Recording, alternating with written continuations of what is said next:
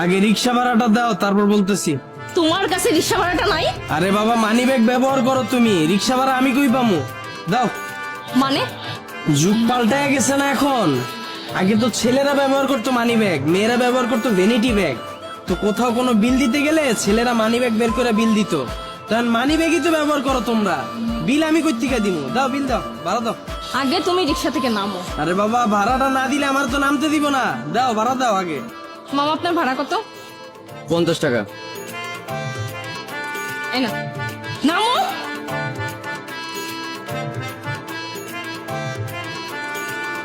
এখন বলো, এগুলো কেন পরে আসছো তুমি? আরে বাবা, বিশাল কাহিনী, চলো চা খাইতে খাইতে শোনামু। এই, তুমি কি আমাকে একটু শান্তিতে থাকতে দিবা না? তোমার শান্তির ঘরে আবার আগুন দিল কে? ফাইজলামি করবে না। তুমি এগুলো কি পড়ছো? তুমি কি